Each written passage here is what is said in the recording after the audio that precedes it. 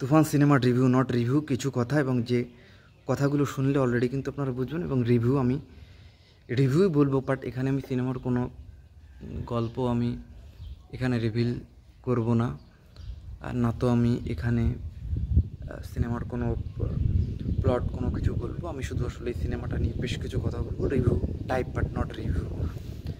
তো শুরুতে আমি বলবো যে এই সিনেমাটা একটা ট্রেন্ড সেট সিনেমা বর্তমান সময়ে বাংলা সিনেমার ইতিহাসে, কারণ এই সিনেমাতে এমন কিছু দেখানো হয়েছে এবং এমন কিছু ব্যাপার, আপনি যদি ক্যামেরার অ্যাঙ্গেল, প্রত্যেকটা শট, প্রত্যেকটা ডিজাইন আপনি যদি বলেন সেটা অ্যামাজিং। এবং আর যে কথা নিয়ে খুব চর্চা হচ্ছিল যে আসলে এটা সুব্রত বাইন নাম করে একজন কিলার 90s তো তার বায়োপিক, বাট এটা 100% নট ট্রু এবং এটা আপনাকে গিয়ে সিনেমাটা দেখতে হবে। এবং এই সিনেমাতে সবচেয়ে বড় খেল যারা দেখিয়েছে, এটা আমরা কিন্তু লাস্টে এটা আমি বলবো যে তুফান সিনেমাটা আসলে কেমন হয়েছে।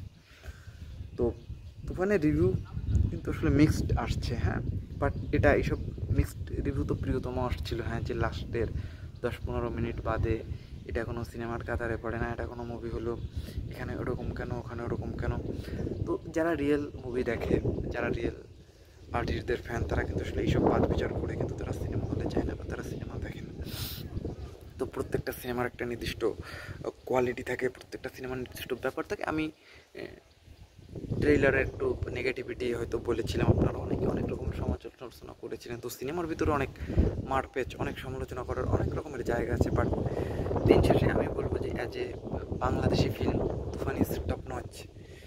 মানে যারা মাস অডিয়েন্স তাদের জন্য আসলে কানেক্টেড একটা ফিল্ম। এখন আপনি বিভিন্ন রকম লজিক, বিভিন্ন রকমভাবে হয়তো সিনেমাটাকে ছোট করার নানা রকম ব্যাপার আছে বা নানা রকম কথা আপনি বলতে পারেন, কিন্তু মুভিটা যদি আপনি দেখে থাকেন ভাই, আর লাস্টে যে 20 মিনিট রিয়েল গুজবাম্প, এবং আপনি ভাবতে পারবেন না যে অলরেডি আমরা পার্ট 1 দেখছি নাকি পার্ট 2 এর বীজ বপন করছি। এটা কিন্তু একটা ইম্পর্ট্যান্ট একটা ফ্যাক্টর যে পার্ট 1 দেখেই আপনি অলরেডি কিন্তু পার্ট 2 এর একটা বীজ আপনি ওখানে বপন করে ফেলবেন এবং পার্ট 2 ইজ কামিং। আপনার মনে হবে যে আমি 1 দেখেছি, আমি পার্ট 2ও দেখব। এবং টিম মেকাররা কিন্তু তারা সেইভাবে কিন্তু ম্যানেজমেন্ট করেছে যে 2 তারা যে কোনো সময় কিন্তু আনবে, দ্যাটস ফাইন। তো শাকিব খানকে প্রকৃতভাবে মাস অডিয়েন্সদের কাছে যেভাবে তার অ্যাপিয়ারেন্সটা হওয়া উচিত, সেটা কিন্তু রায়হান রাফি খুবই ডিপ্লোম্যাটিক হইতে খুবই সুন্দরভাবে আমাদের সামনে সেটা রিপ্রেজেন্ট করলো। এবং হয়তো এই মুভিটা একটা মার্ক হয়ে থাকবে যে যে এরপরে হয়তো শাকিব খানের কাছে কোনো ডিরেক্টর বা প্রডিউসারের কোনো নর্মাল গল্প বা কোনো নর্মাল সিনেমা বা একটা মেগা বাজেটের সিনেমা বাদে বা তারা যদি কখনো আসে, তাহলে কিন্তু সেখানে অনেক রকমের হিসাব নিকাশ করে কিন্তু আসতে হবে। সহজে কিন্তু তারা আর আসতেও পারবে না, কারণ এখন তার অবস্থান ওই পর্যায়ে, ওই লেভেলে এখন তার অবস্থান শাকিব খানের। এবং সত্যি মানে অসাধারণ, অসাধারণ অ্যান্ড অসাধারণ। এবং আমি কী বলবো, আমি কিচ্ছু বলার নেই। এটা একটা মানে একটা ওয়ান অফ দ্য বেস্ট যদি কোনো ফিল্ম বলা থাকে অ্যাজ এ কমার্শিয়াল ফিল্ম, আমি বলবো তুফান। সেইটাই তো সবাই যান, প্রেক্ষাগৃহে যান, প্রেক্ষাগৃহে গিয়ে তুফান দেখুন।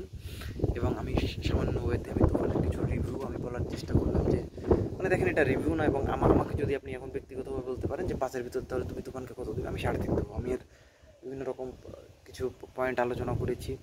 তো যাই হোক, তুফান প্লিজ দেখেন।